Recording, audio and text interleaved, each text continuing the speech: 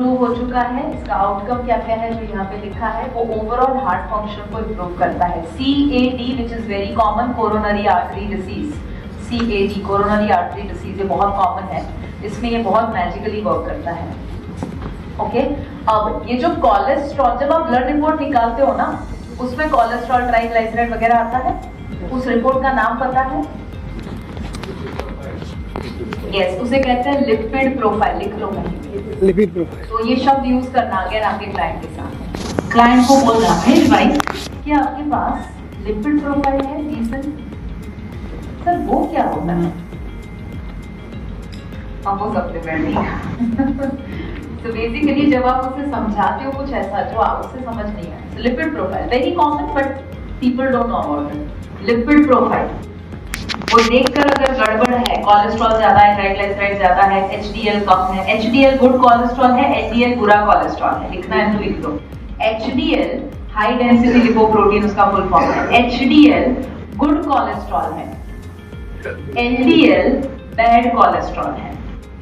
Blood report आपको पढ़ना ना आए तो डोंट वरी, आपको पता है ब्लड रिपोर्ट में राइट साइड के ऊपर रेफरेंस रेंज दी जाती है जी। और फिर अगर वो गड़बड़ है तो उसे बोल्ड किया जाता है मोस्ट लैब रिपोर्ट्स। ओके, तो आपको पढ़ना नहीं आता, नो प्रॉब्लम। रेफरेंस रेंज देखो, जो आउट ऑफ रेफरेंस रेंज है इसका मतलब है कि उसको जरूरत है ये सप्लीमेंट। अब इतने मासूम से दिखने वाले ये सारे हर्ब्स प्लांट्स वगैरह यूज हुए, मतलब ये बॉडी में जाके क्या ही करने का है ना, तो बिल्कुल इसका आपको साइड इफेक्ट नहीं होगा। फ्लैक्सीड से लेकर हमें पता है कि जिनको हार्ट इश्यू होता है उनको बोलते हैं फ्लैक्सीड खाओ, बट फ्लैक्सीड एक्सट्रैक्ट खाए। ओके, दो शब्द होते हैं, एक्सट्रैक्ट होता है और एक एक्टिव होता है। एक्सट्रैक्ट होता है, एक एक्टिव होता है। ज्यादा फायदा एक्टिव देता है। क्यों देता है? जैसे मैंने नीम का एग्जांपल दिया ना, किसी को ब्लड शुगर के लिए ही यूज करना है और वो नीम के अंदर का वो वुड नंबर 14 यूज करे तो उसको ज्यादा रिजल्ट मिलेगा rather than taking the whole extract. तो जो आप आयुर्वेद में देखते हो ना, कोई आपको ये पूछेगा सवाल कि ये तो आयुर्वेद में भी ऐसे ही कुछ एक्सट्रैक्ट यूज होता है ना, जैसे हिमालय एक ब्रांड है, ओके, तो वो आयुर्वेदिक सप्लीमेंट देता है, तो उसमें और इसमें क्या फर्क है? तो बोले इसमें एक्टिव यूज हुआ है। एग्जाम्पल, एक्सट्रैक्ट और एक्टिव का फर्क समझाते हैं। जब आपकी शादी हुई, कितने लोग शादीशुदा हैं? सभी हैं, ऑलमोस्ट सभी हैं। ओके, जब आपकी शादी हुई ना, तब आपने एक्सट्रैक्ट से शादी करी। मतलब क्या? पूरे इंसान से शादी करी, उसकी अच्छाइयों से भी शादी करी, उसकी बुराइयों से भी शादी करी। यस। जब आप शादी नहीं किए ना, तब आप उसके एक्टिव के प्यार में थे। कुछ लोगों को समझ नहीं आया, लेकिन उसके अंदर की कुछ अच्छाइयाँ कि वो बहुत केयरिंग था, वो बहुत गिफ्ट देता था, वो मुझे सुनती थी। तो कोई एक दो गुण ऐसे थे जिसके प्यार में आप पड़े, 2-3 गुण थे ना। एक्टिव के चक्कर में एक्सट्रैक्ट ले लिया आपने। अब समझ आया? हाँ, समझदार लोग समझ गए। तो इसमें एक्सट्रैक्ट नहीं है, इसमें सिर्फ एक्टिव है, तो साइड इफेक्ट नहीं आते, जो वीकनेसेस है वो नहीं आती, जो अच्छाइयाँ है वही आती है इसमें। Okay, that is why it is more powerful. Okay, अब ये सारे उसके क्लिनिकल ट्रायल है, और क्लिनिकल ट्रायल को अलग तरीके से मैं यहाँ पर अगर दिखाऊं तो किसी का अगर कोलेस्ट्रॉल लेवल 387 अगर है तो जस्ट विद इन, आप ऊपर देख सकते हो कि ये 40 मेल 20 फीमेल के ऊपर जब हुआ और जब ये कुछ समय के लिए जब किया गया, just with in a few days only 202 का लेवल कोलेस्ट्रॉल का आया था। और इसमें का कंपल्सरी एक फैक्टर होता है कि इसको डाइट में, लाइफस्टाइल में कोई चेंज नहीं लाना है, सिर्फ सप्लीमेंट लेके इतना।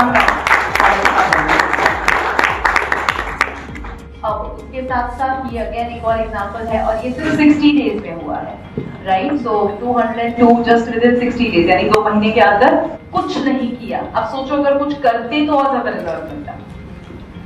अगर 184 LDL लेवल है जो आइडियली 100 से नीचे होना चाहिए, वो 83 आया। This is again a case study which is done. 291 से ट्राइग्लिसराइड 150 आया। HDL बढ़ा, HDL is good cholesterol, ideally 40-60 का रेंज होता है, तो वो 35 था, 45 आया। नाउ दुनिया में कोई ऐसा सप्लीमेंट अगर आपको मिल जाए कि जो HDL गुड कोलेस्ट्रॉल बढ़ाए, LDL बैड कोलेस्ट्रॉल कम करे, मैजिकल नहीं है।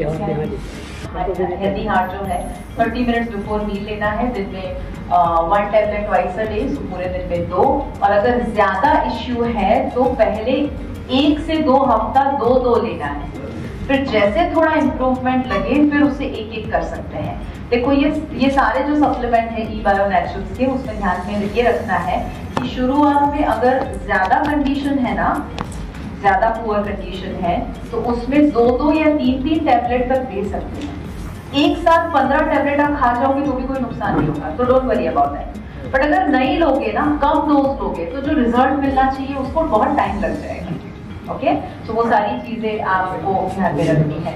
So start giving results with in 1 to 2 weeks and ideally कोई भी ये सप्लीमेंट E-Bio Naturals के कोई भी सप्लीमेंट मिनिमम 3 महीने लेना है। कितना? क्यों? क्योंकि 3 महीने लगते हैं बॉडी को हील करने के लिए, 3 महीने लगते हैं inflammation, gut dysbiosis, immune attack and cell apoptosis को ठीक करने में। अब ये उसका एग्जांपल है। अगर हाई बैड कोलेस्ट्रॉल है तो उसमें आप हेल्दी हार्ट भी देंगे और ओमेगा 3 भी देंगे, जिसके ऊपर आप खुद सभी, जो मैंने शुरुआत में बोला था, जवान है कि आप बिहेव करो, हाई एनर्जी फिटेस्ट इंसान अब वो बिहेव कर रहे हैं, तो नेचुरल लास्ट फ्यू जो सप्लीमेंट्स है उसमें भी आप उतना ही फोकस कर रहे हैं। जॉइंट गार्ड उन लोगों के लिए जिनको जॉइंट बोन रिलेटेड कोई भी इश्यू हो। ओके, तो जैसे अगर किसी को flexibility, strength, knee pain, arthritis है, डीजनरेशन हो रहा है कार्टिलेज का, या पेन है, स्टिफनेस है, स्वेलिंग है, rheumatoid arthritis, back pain, knee pain, any kind of joint pain, सबके लिए this is going to be very helpful. Joint Guard उन सभी लोगों के लिए। यहाँ पे फ्रोजन शोल्डर के लिए यहाँ पे भी लिखा है कि आप अगर किसी को डायबिटीज और फ्रोजन शोल्डर है तो जॉइंट गार्ड भी दीजिए और डायबिटीज भी दीजिए। किसका? पैर के अंदर पेन होता है तो लेग पेन होता है तो देना है। यस मस्कुलर पेन जो कि लिखा है जॉइंट का, राइट। सो कोई भी किस्म का मस्कुलर पेन बैक में है, नी में है, लेग में है, ऊपर में है, तो ये कंप्रेशन की वजह से होता है, बट ये तो भी मेमोरी मैक्स के साथ इसीलिए हम देते हैं, right. And we have our expert here, Justina while will come, please make sure कि आप उसकी नोट बनाएं, just because of lack of time मैं उसमें टाइम नहीं देती हूँ। मेरी रिक्वेस्ट है कि आप सभी से, क्योंकि हमें बहुत नॉलेज हमसे लेना है, इंटरप्शन ना हो, तो क्वेश्चन आंसर पूरा राउंड है, आपको मिलेगा 1 घंटा।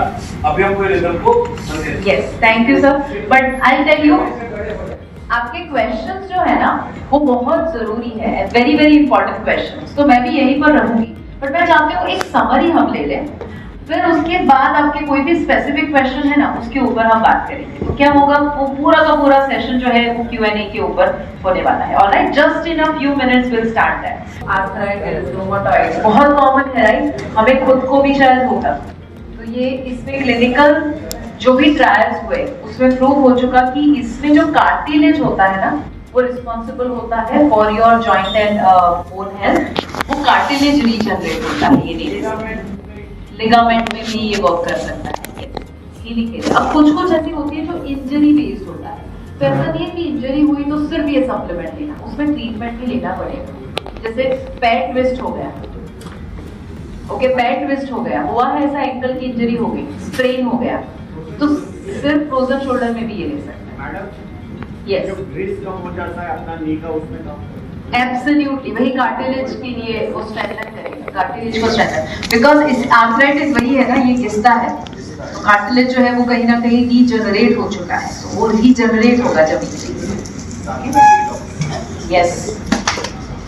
ऑलराइट, सो कार्टिलेज रीजनरेशन मैंने जो आपको बोला उसका ये पब्लिश्ड पेपर है या क्लिनिकल ट्रायल जो हुए उसके ऊपर का है। CRP लेवल एक इन्फ्लेमेशन का लेवल दिखाता है, जिनको आर्थराइटिस वगैरह होता है तो CRP हाई होता है, तो वो CRP लेवल भी कम हुआ और वो 4.4 से लेके 2.2 तक गया just with in 90 days, which is really really good. Okay, and ये IL-6 अगेन एक इन्फ्लेमेटरी मार्कर होता है, तो ये सारी जो चीजें हैं, बॉडी स्टिफनेस कम होना या स्वेलिंग कम होना सिर्फ 28 डेज में, ये सारे सर्विस है जो बताए। इसका फोटो देखो, उन्होंने देखा कि जो हीलिंग उनको शायद 1 महीने में आना चाहिए वो 1 हफ्ते में आना शुरू हो गया। तो ये क्यों हुआ?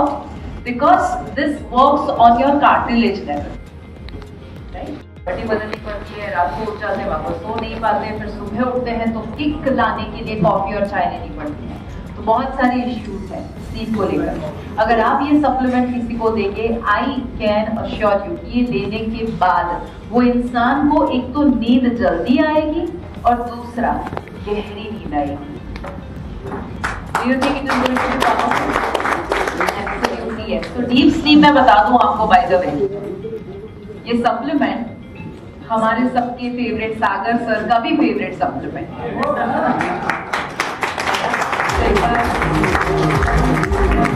एक बार उन्होंने थप्पा लगा दिया, स्लीप वेक साइकिल को बैलेंस करता है। आपको नींद तब आती है जब आपका मेलेटोनिन स्लीप हार्मोन रिलीज होता है, बट वो रिलीज नहीं हो सकता जब आप सनलाइट नहीं लेते या स्क्रीन टाइम बहुत ज्यादा करते हो। तो हमारे बॉडी का है ना एक रिदम होता है, कहीं लिख लेना, ये रिदम को कहा जाता है सर्केडियन रिदम। सर्केडियन रिदम का स्पेलिंग होता है CIRCADIAN, CIRCADIAN, circadian rhythm, RHYTHN, rhythm. लिखा सबने? क्या होता है ये? Circadian rhythm. फिर से बोलो मेरे साथ, सर्केडियन रिदम। सर्केडियन रिदम, हाँ याद रहेगा, circadian rhythm, circadian rhythm, circadian rhythm बोलते रहो तो आपको याद रहेगा। तो उसके 1 घंटे, आधे घंटे, 1.5 घंटे पहले ले लेना है। सबका body 5mg 10mg melatonin directly लेते हैं। उनके सामने ये वाला जो है वो non harmful, non habit forming supplement. Okay, it is absolutely backed by science and research. Okay, कितना लेना वो मैंने बता दिया, 1 to 2 hours बिफोर बेड, सोने को जाओ उसके 1-2 घंटे पहले लेना है, और 1, 2 या 3 टैबलेट्स लेना है, 1, 2 और 3 टैबलेट्स। आइडियली 1 में नींद आना चाहिए, बट अगर बहुत साल, कुछ लोगों का इंसोम्निया का 15-15 साल पुराना प्रॉब्लम है, स्लीपिंग पिल्स लेते हैं। ओके, स्लीपिंग पिल्स, सोने के लिए जो पिल्स लेते हैं, उसमें भी जब ये स्लीपिंग पिल के साथ साथ ये लेंगे ना, तो धीरे धीरे स्लीपिंग पिल का या तो डोज कम होगा या तो बंद हो जाएगा। ओके, तो किसी को अगर नींद की दवाई लेनी पड़ती है ना, उसमें भी फुल स्टॉप लग सकता है। ऑलराइट, अब इसका फोटो ले लीजिए। इंसोम्निया प्लस कोलेस्ट्रॉल में इंसोम्निया प्लस डायबिटीज है, तो ये कॉम्बिनेशन में आप लोग supplement. And let me tell you, combination लेना बहुत जरूरी है, क्योंकि देखो बॉडी, हमने शुरुआत में हाथी वाला एग्जांपल याद करो, बॉडी कोई एक चीज की वजह से प्रॉब्लम क्रिएट नहीं करता, मल्टीपल चीजों से करता है। तो जब आप मल्टीपल प्रॉब्लम को टारगेट एक साथ करते हो तो रिजल्ट जानेंगे, मानेंगे, समझेंगे, तभी जाके आपके पास आएंगे। So there is a reason क्यों ये आपको बताया जा रहा है। अब आता है एडवांस्ड ओमेगा 3। कितने लोगों ने ओमेगा 3 का नाम सुना है? ओमेगा 3 जो है वो एंटी इंफ्लेमेटरी है। ओके, मैंने आपको शुरुआत में बताया था कि हर बीमारी, फीवर से लेकर एक्ने और हेयर फॉल से लेकर कैंसर तक इंफ्लेमेटरी, तो ऑलमोस्ट सभी में ओमेगा 3 तो जाएगा। बट ये ओमेगा 3 है ना 100% वीगन है। मतलब ओमेगा 3 में फिश ऑयल दिमाग में आती है ना, तो फिश ऑयल का एक आफ्टर टेस्ट होता है, एक स्मेल होती है जो सबको मजा नहीं आता, प्लस उसमें प्योरिटी का प्रॉब्लम होता है कि कितना प्योर है पता नहीं। तो ये 100% वीगन है और उसमें से गुड क्वालिटी आपको DHA मिल जाता है। तो ये किन लोगों के लिए है? अगर किसी को muscle, bone, heart, lipid profile, skin का इश्यू, ब्रेन का फंक्शन या कोई भी तरह से इन्फ्लेमेशन को कम करना हो, तो एडवांस्ड ओमेगा 3 उन सभी लोगों के लिए है। ओके, हम सबको इनफैक्ट ये लेना चाहिए, सबको एवरीडे बेसिस पे अच्छी हेल्थ मेंटेन करने के लिए जरूर लेना चाहिए। अब ये पूरा थ्योरी है जो हम अभी फ्यूचर में देखेंगे, बट ओमेगा 3 जो है वो फूड में से जो मिलता है वो इनफ नहीं होता। क्यों? क्योंकि इसके अंदर अल्फा लिनोलेनिक एसिड, एक ALA का सोर्स होता है जो इतना इफेक्टिव नहीं है। बॉडी को DHA चाहिए, तो ये ओमेगा 3 के अंदर हमने DHA डाला हुआ है। Okay, it is a source of DHA। ALA plant based होता है, EPA एंड DHA थोड़ा जो यहाँ पे लिखा हुआ है, जो ALA ओमेगा 3 में ALA, EPA एंड DHA होता है। सो ALA प्लांट्स में से मिलता है, EPA DHA मरीन सोर्सेज में से मिलता है। सो मरीन यानी फिश, समंदर, फिश में से। बट जो लोग वेजिटेरियन है या जिनको वो सूट नहीं करता, उनको कहाँ से मिलेगा? तो मरीन के अंदर है ना, यानी समंदर के अंदर एक अलगाई होता है। अलगाई यानी ग्रीन कलर का जो लील बोलते हैं, काई सेवाल, हाँ, तो वो जो है उसमें ओमेगा 3 मौजूद होता है। सो